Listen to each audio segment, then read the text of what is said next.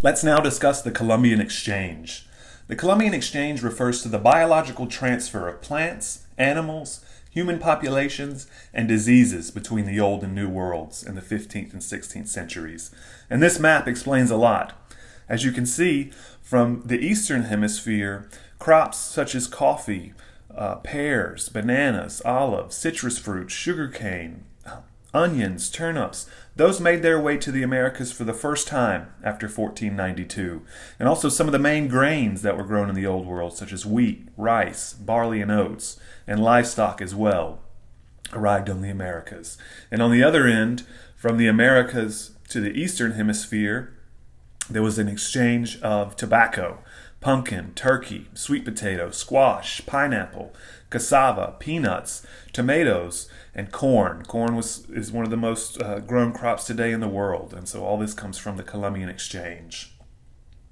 The term Columbian Exchange was first used by an American historian, Alfred Crosby, and he published a work in 1972. It was a work of environmental history, and it was rapidly adopted by other historians and journalists and has become widely known.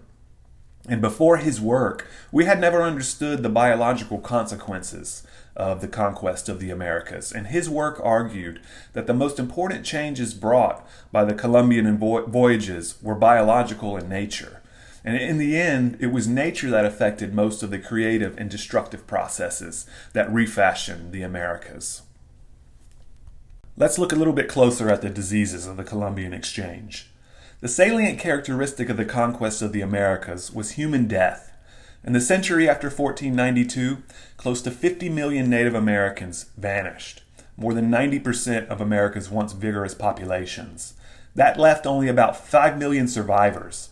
And that's an unprecedented human disaster that boggles the mind. You might just want to sit down and think about that. 90% of the native population would decline within 100 years of contact with Europeans. There were many causes of the decline of the native population: warfare, cruelty, harsh labor and enslavement, agricultural disruption, cultural collapse, population displacement, but epidemic diseases were among the biggest killers. And the reason for this is that the native peoples of the Americas had no immunity to Old World diseases such as smallpox, typhus, influenza, and measles. Europe had already traded and mingled with Africans and Asians, and this made them less isolated biologically than the people of the Americas. And the greatest number of people who fell to disease occurred in the heavily populated areas such as Mexico and Peru, where millions of people succumbed to disease. But as a percentage of the population, the greatest casualties were in the hot lowlands of Latin America. So in the Caribbean, for example, where there were about 5 to 7 million native inhabitants, by 1550, smallpox and other diseases had decimated the populations across the Caribbean to the point that they went extinct. And a similar thing occurred with other semi-sedentary peoples in Brazil. The Tupi along the coastline would also go extinct. Smallpox, by the way, is communicated through the respiratory system. And this image you see here, this was done by the Aztecs after the conquest. And it depicts smallpox, and then these people here are suffering from the disease. And also in the top left image here, it looks like they understood that the disease was communicated through the respiratory system. That's a speech glyph going between those two individuals there.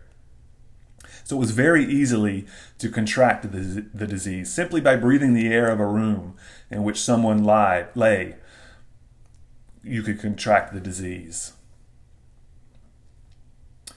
And disease also facilitated Spanish colonization of the Americas. So, for example, smallpox arrived in Peru even before Francisco Pizarro did in 1532.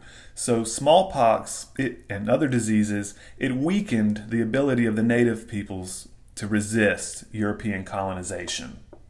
And it also left major psychological effects on the native peoples. I mean, just imagine so many dead and not completely understanding what the causes were. And deaths were so widespread that it was common for, if a family died in a home, it was common, instead of just giving them a proper burial because there were so many deaths, they would simply collapse the home on top of the deceased family or the deceased individuals. That's how widespread deaths were in the late 16th and 17th centuries. Let's have a look at a few other consequences of the Columbian Exchange. So first, we've discussed a 90% decline of the native population of the Americas. I also mentioned how diseases facilitated European colonization of the Americas, and not only diseases, but even the livestock that Europeans introduced into the Americas. It helped the Europeans. So, for example, cows, they would simply trample over many of the lands of the native peoples. The native peoples didn't build fences to be able to stop livestock from trampling over their gardens and their food supply. So in that way, livestock helped Spaniards conquer the Americas. The third consequence of the Columbian Exchange is that it contributed to the growth of African slavery in the Americas. And this has to do with the demand for labor. And the demand for labor is very important in Latin American history. And what I mean by that is that in the Caribbean and in places such as Brazil, where the native population practically went extinct, there was a demand for labor. The Europeans needed somebody to work on their sugar plantations, and the native peoples had gone extinct in those regions, so therefore there was a turn to Africa and African slave labor to work on the sugar plantations of Brazil and the Caribbean. So the Columbian Exchange inadvertently contributes to the growth of African slavery in the Americas.